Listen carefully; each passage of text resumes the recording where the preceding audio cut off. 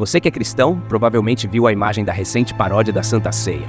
E assim como eu, pode ter ficado revoltado com o que aconteceu e a repercussão que isso está tendo.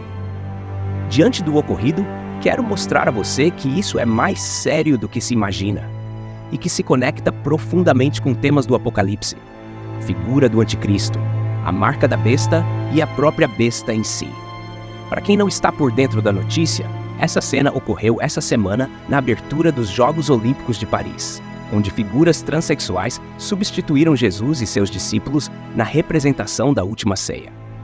Para piorar ainda mais a situação, uma criança estava presente na cena.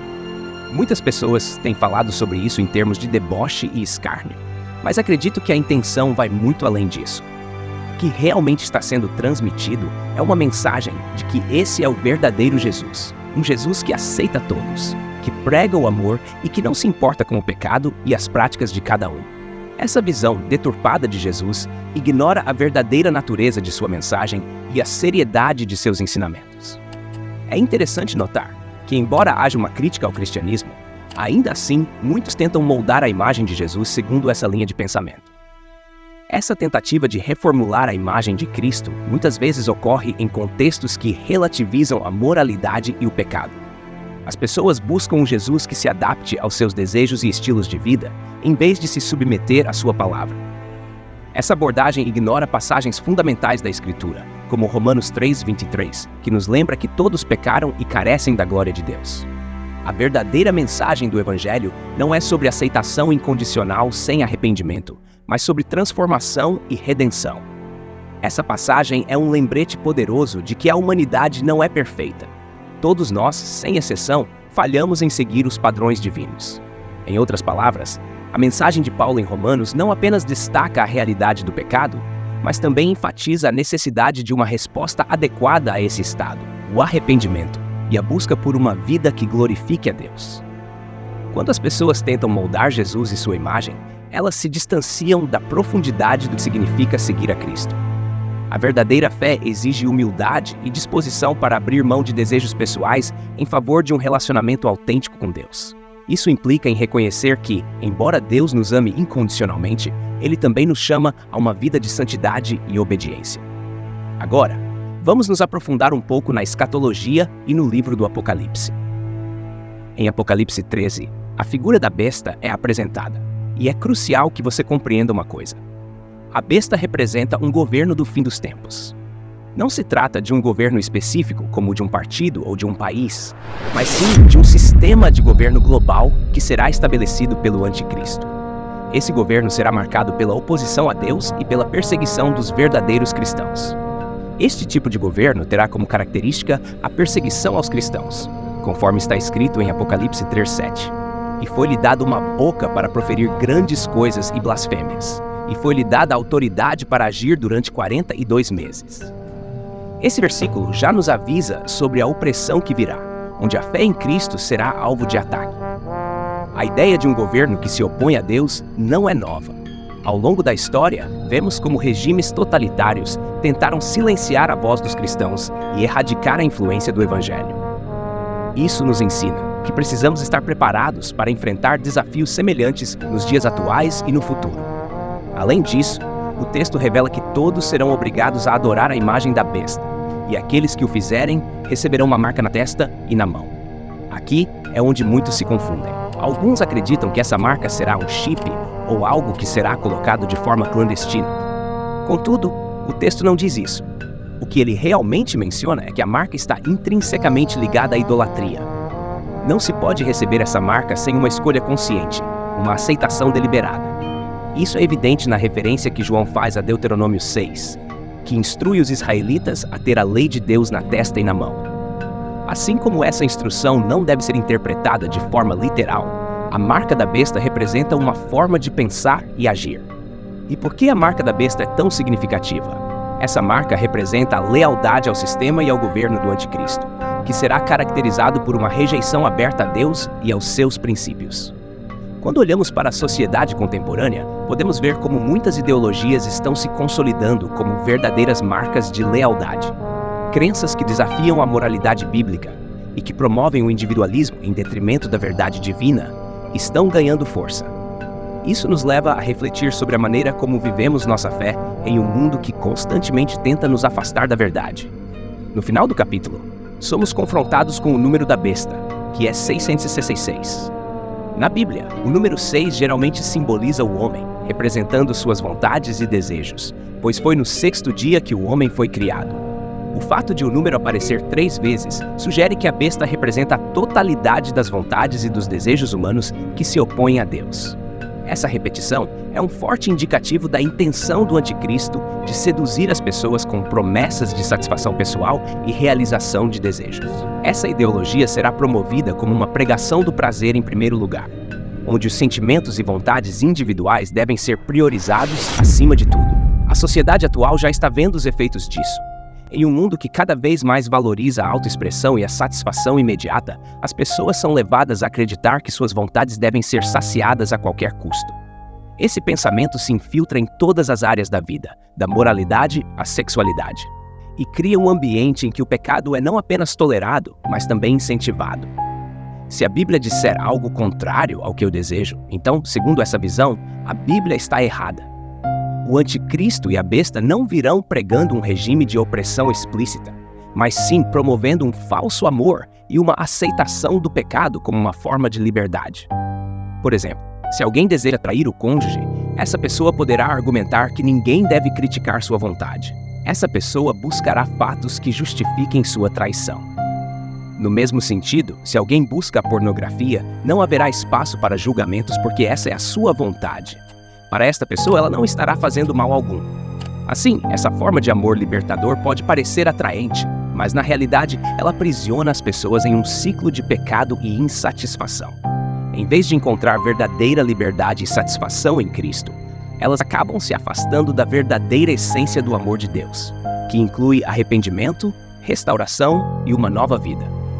Portanto, essa dinâmica de autoexpressão descontrolada e de aceitação do pecado não só distorce a imagem de Deus, mas também impede que as pessoas experimentem a verdadeira paz e alegria que vem de uma vida em conformidade com a sua vontade.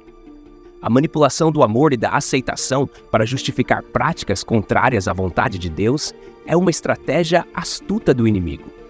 Entender essa dinâmica é fundamental para diferenciar as estratégias sutis que o anticristo usará para enganar até os mais fervorosos na fé. E aqui surge uma pergunta: como os cristãos podem se proteger contra essa sedução? A resposta está em um profundo comprometimento com a palavra de Deus.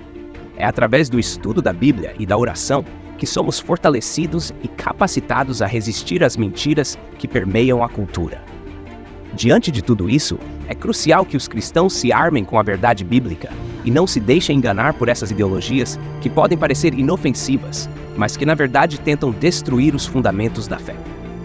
O apóstolo Paulo nos adverte em Fins Timóteo 4:3-4, porque virá tempo em que não suportarão a sã doutrina. Pelo contrário, tendo comichão nos ouvidos, amontoarão para si doutores, conforme suas próprias concupiscências, e desviarão os ouvidos da verdade, voltando às fábulas. Essa passagem nos alerta sobre uma realidade que se manifestará em tempos difíceis, onde as pessoas não estarão dispostas a ouvir e aceitar a verdadeira doutrina do Evangelho. A expressão "não suportarão a sã doutrina" reflete uma resistência crescente à verdade bíblica. Ao longo da história, a igreja enfrentou desafios, mas Paulo prevê um período em que a rejeição à palavra de Deus se tornará ainda mais acentuada. Esse fenômeno é impulsionado pelo desejo humano de buscar ensinamentos que se alinhem com suas próprias vontades e desejos, o que é descrito como comichão nos ouvidos. Essa imagem sugere uma inquietação e um desejo de ouvir mensagens que agradam, ao invés de confrontar as realidades do pecado e a necessidade de arrependimento. A frase "amontoarão para si doutores conforme suas próprias concupiscências" implica que as pessoas buscarão líderes e mestres, que lhes ofereçam uma versão do cristianismo que se acomode a seus desejos, ao invés de desafiá-los a viver de maneira santa e em conformidade com a palavra de Deus. Essa escolha deliberada de ignorar a verdade em favor de fábulas e doutrinas distorcidas pode levar a uma decadência espiritual e moral, criando uma comunidade de fé que se afasta dos fundamentos da verdadeira doutrina cristã. O resultado dessa rejeição da verdade é claro: desviarão os ouvidos da verdade, voltando às fábulas. Isso demonstra um retorno a narrativas e crenças que são vazias e enganosas, em vez de se ancorar na sólida verdade das Escrituras. Fábulas são histórias que podem entreter, mas que não têm valor real ou fundamento na realidade. Quando a verdade é trocada por mentiras e ilusões, as pessoas perdem o acesso à verdadeira transformação e à esperança que só podem ser encontradas em Cristo. Em última análise, somos chamados a ser luz em meio à escuridão. Como cristãos, temos a responsabilidade de viver de acordo com os princípios de Deus, mesmo quando a sociedade nos pressiona a nos conformar. É essencial que compartilhemos a verdadeira mensagem de Cristo, que não é uma aceitação cega do pecado, mas sim uma oferta de redenção e transformação. Em João 8,12, Jesus declara: "Eu sou a luz do mundo. Quem me segue nunca andará em trevas, mas terá a luz da vida." Ao se identificar como a luz do mundo, Jesus nos oferece uma compreensão clara do propósito de sua vinda, trazer clareza e direção em um mundo repleto de confusão e escuridão espiritual. A expressão luz do mundo implica que Jesus é a fonte de verdade, sabedoria e esperança. Assim como a luz dissipa a escuridão, a presença de Cristo em nossas vidas tem o poder de iluminar as áreas mais sombrias, revelando o que é verdadeiro e essencial. Isso é particularmente relevante em um tempo onde muitos estão perdidos em meio a filosofias enganosas e doutrinas distorcidas. A luz que Jesus oferece não apenas nos guia, mas também nos transforma, capacitando-nos a viver de maneira que glorifique a Deus. Quando Jesus afirma que quem me segue nunca andará em trevas, ele nos assegura que aqueles que se entregam a ele não serão mais dominados pelo pecado ou pela ignorância espiritual. Essa promessa é uma confirmação de que, ao caminharmos com Cristo, somos guiados por sua verdade, que nos protege dos enganos e das armadilhas que a escuridão pode apresentar. Portanto, a verdadeira liberdade e paz vem de seguir a luz que nos mostra não apenas o caminho, mas também a beleza de viver em conformidade com a vontade de Deus. Além disso, ao mencionarmos que terá a luz da vida, Jesus nos lembra que a vida plena e abundante é encontrada nele. A luz que ele oferece é a própria essência da vida, que transforma e renova. Isso nos chama não apenas a experimentar essa luz em nossas vidas, mas também a ser refletoras dessa luz para os outros. Ao permanecermos firmes na verdade e nos ensinamentos de Cristo, nos tornamos instrumentos de sua luz em um mundo que tanto precisa dela. Como seguidores de Cristo, temos a responsabilidade de iluminar o caminho para outros, vivendo de maneira que reflita a verdade e o amor que recebemos. Isso significa que nossas ações, palavras e comportamentos devem ser uma extensão da luz de Jesus, mostrando aos outros o caminho que leva à verdadeira vida. Assim, diante de tudo isso, é crucial que os cristãos se armem com a verdade bíblica e não se deixem enganar por essas ideologias que podem parecer inofensivas, mas que, na verdade, tentam destruir os fundamentos da fé. É nosso dever permanecer firmes, refletindo sobre as Escrituras e buscando uma relação genuína com Deus, que nos guia por meio de sua palavra e nos dá discernimento nos tempos difíceis. Se essa mensagem fez sentido para você, peço que deixe um comentário. De verdade, quero saber a sua opinião sobre o assunto. Obrigado por assistir, abraços e fique com Deus.